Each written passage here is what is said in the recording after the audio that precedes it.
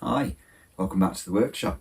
Exciting news today. I can share that Ribbons, my new compendium magazine, occasional, is available to order. All the pre-orders have gone out and we've got our stock that's remaining available for sale. So to give you all a bit of a taste, I'm going to take a dive through, flick through the pages, talk a little bit about it today, and hopefully give you a flavour for what to expect.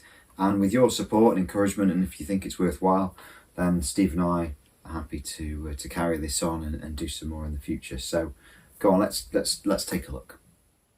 So here we are. It's a US letter in size, so slightly smaller than A4, but a comfortable read in that way.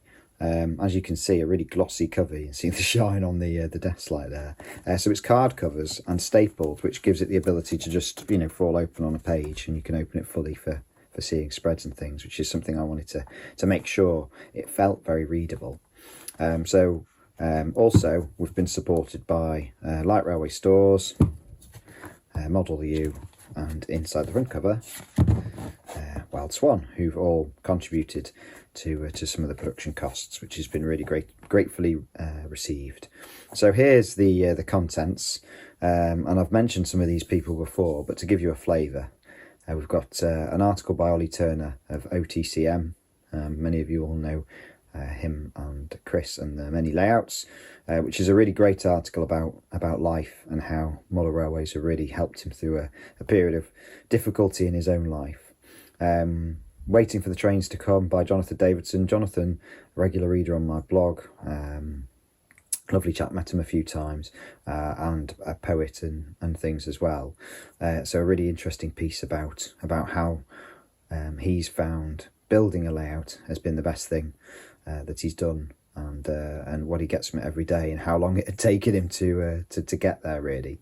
Naked Modelling by Matt is not quite what the title suggests. Really interesting article about the art, really, of building models and making them your own. I'd Rather Burn It by Me. This is a very personal piece about Gerald Road.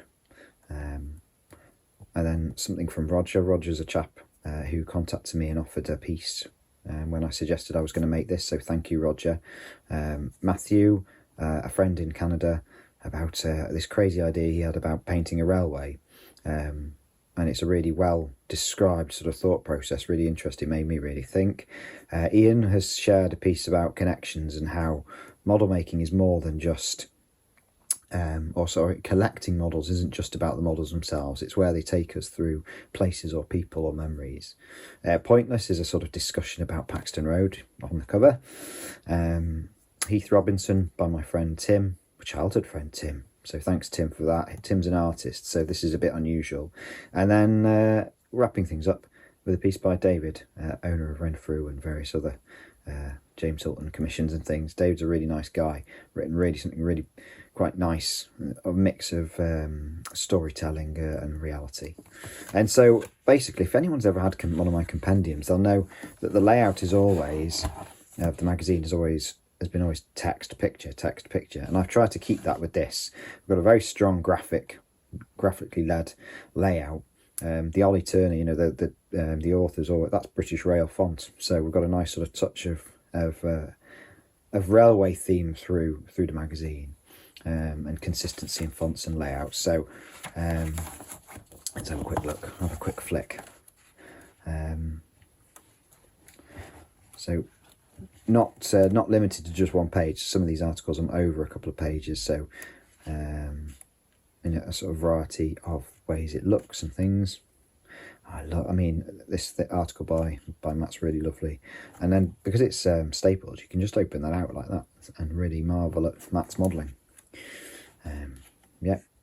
So the photography is hopefully impactful, and the words will make you think, and the layout makes it a pleasure to read. The quality of the paper means it should last well, feels nice to handle, will hopefully spend a long time with you.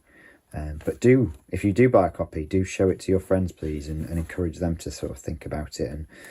And perhaps if you're reading this and flicking through it now, you want to get a copy and you want to read it, perhaps you're a future contributor, because it's only going to happen if we make it. So there we go. So there it is. Thanks for watching. I hope you've enjoyed this sort of quick overview. If you're keen to get your hands on a copy, we do, as I say, we do have some left. You can get them from Light Railway Stores. I'll put a link in the video description. If it's showing up as sold out, then sorry you've missed this first batch. There should be a enter your email address for a stock notification. We've done a reasonable size run and pre-orders have exceeded all my expectations, so I'm really, really pleased. But it's never been exclusive, so it was really difficult to judge demand. So if there's enough demand, we'll do a second run and hope to have that ready perhaps even before the second issue comes out. But all that depends on what people think. So, you know, it's been a bit of an experiment. I've enjoyed it. If we only ever make one, I'll be really proud of it. But if we make more, then hopefully it gives more of you a chance to take part, to consider writing something for me as well. So thanks again, and I'll see you all again soon.